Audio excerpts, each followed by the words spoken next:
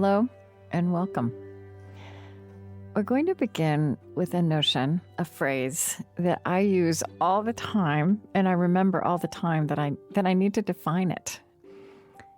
The phrase is the generative narrative of our time, the generative story of our time. We are more familiar with the story of catastrophe and dysfunction, and that is real. But it's not the whole story of us. That's what this phrase is insisting on, that there is also an ordinary and abundant reality of things that are going right at any given time, of learning and growth that is happening, of evolution and breakthrough.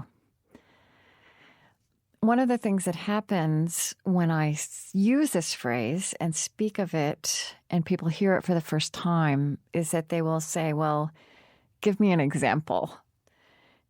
And I find that really hard because my mind is so full and bursting with images, with faces and stories and particular people.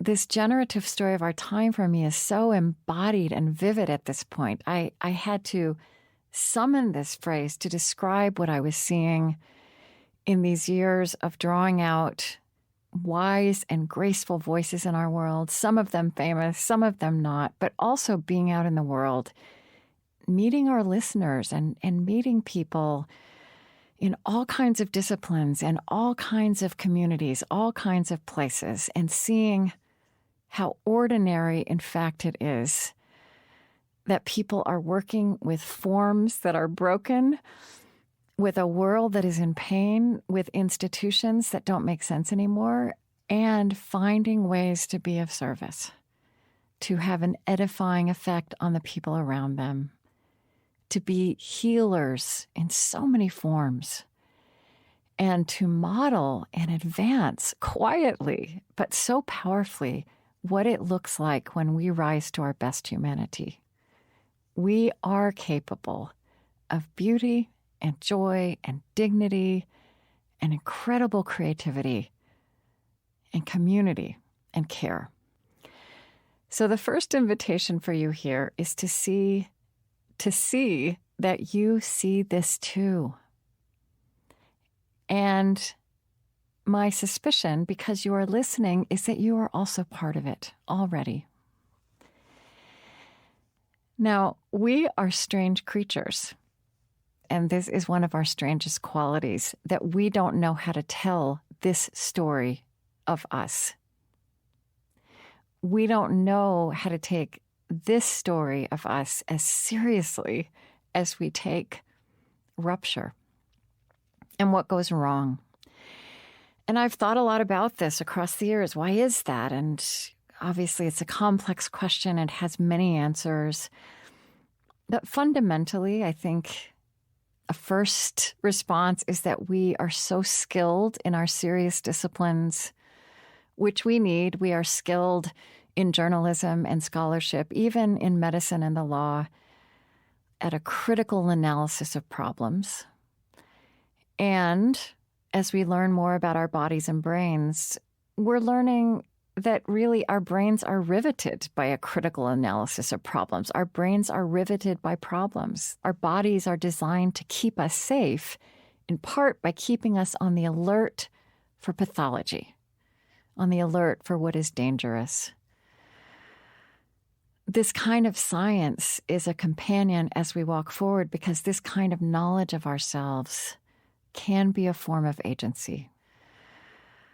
And so in some sense, even with the magnitude of what is before us, we are equipped in a way previous generations of humans have not been, with knowledge that can be a form of agency, to become more conscious, to become more aware, to take ourselves more seriously, to act like the ecosystem the world needs us to be, sharing what we are seeing, finding ways to share what we are learning, joining our vulnerabilities, and joining our flourishing. Calling out this reality, naming that there is a generative story of our time is, in fact, a way to begin.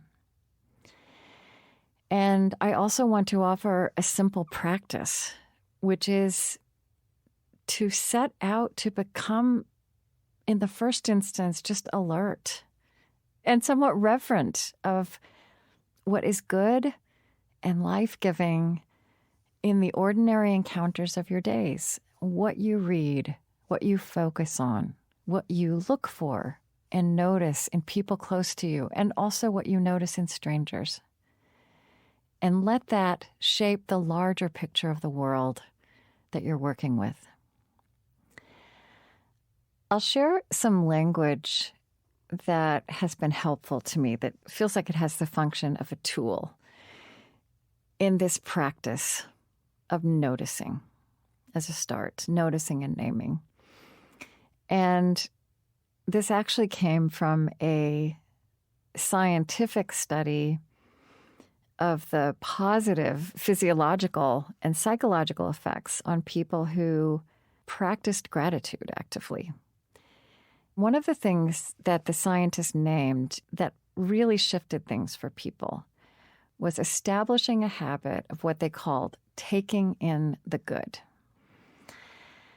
So ponder this. Every time you take in the good, you are taking seriously the lifeblood, the raw materials of the generative story of our time. You are stepping on to this landscape more fully with your imagination and with your presence.